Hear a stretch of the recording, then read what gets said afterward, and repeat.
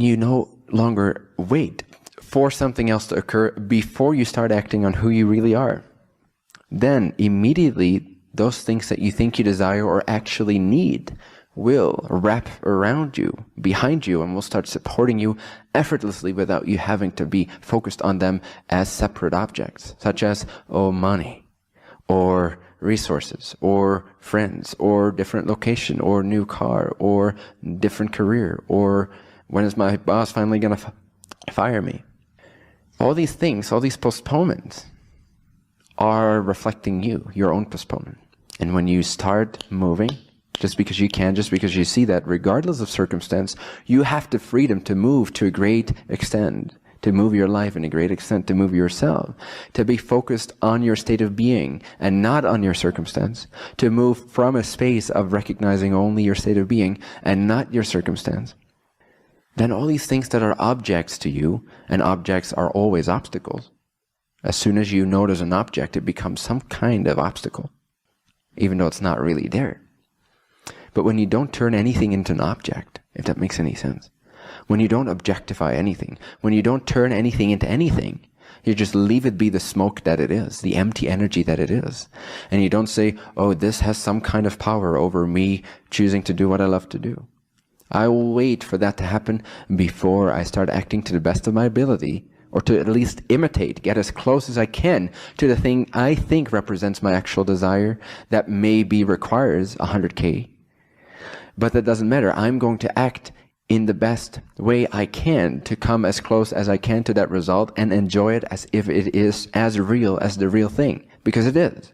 The process, the experience is what's real.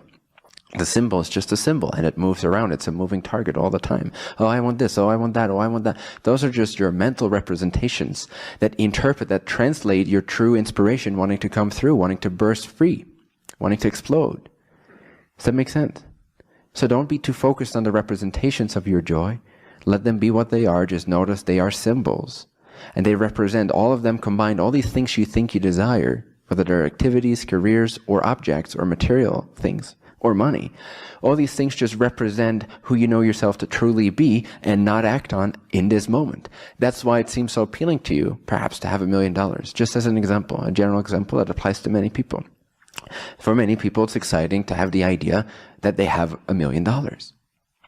Why? Because it represents freedom to them. That's all it is, which they're not acting on right now. In other words, money represents their true self to them. That's their translation of it. $1 million represents me being able to do what I want to do, which is something I'm not doing. That's why it's alluring for me to think of money, because that would mean I can actually do that. But that points you to a limiting idea that you have, that you cannot fully act on your ability, on your desire to be, to express yourself fully, and that you're waiting for something else to come along first. This stagnates the flow. This stagnates the stream. This stagnates the body, makes it rigid and solid, instead of malleable and flexible and free and alive and energetic.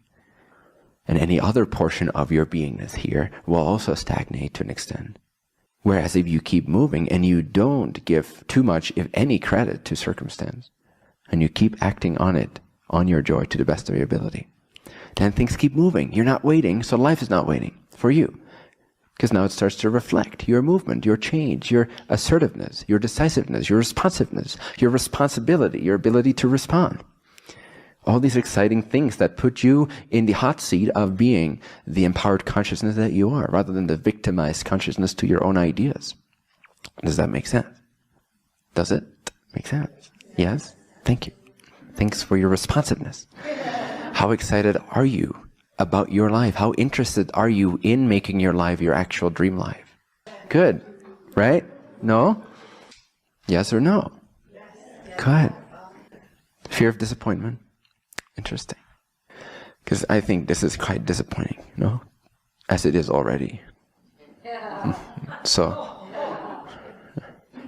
why be afraid of disappointment? Because your life already is disappointing, is it not? If it wasn't, you wouldn't be here. To some extent, your life is already a big fucking disappointment.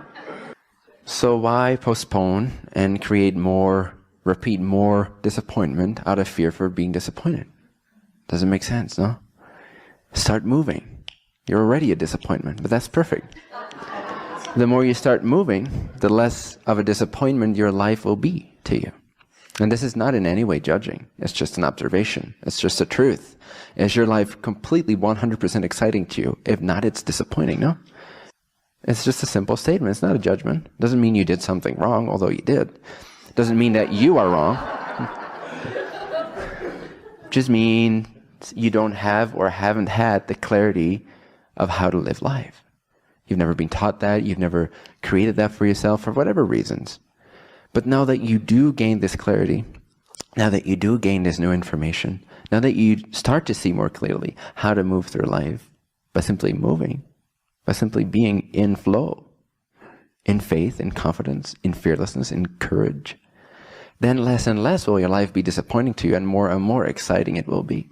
What is disappointment? At the core of it, not the judgment disappointment. Oh, you disappoint me, son. No, the real disappointment of you with your own life, which causes depression, which causes out of alignment and all that. That core hard disappointment is simply you not being who you're meant to be, not being your true self, not giving into your true self for whatever limiting idea you've picked up along the way. That is disappointing. That creates the difference, that creates the gap, that creates the distance, that creates the separation, that creates the depression, that creates the disappointment. But as soon as you start acting and flowing and forgetting about circumstances, circumstances will start to reflect you more effortlessly because you become more effortless.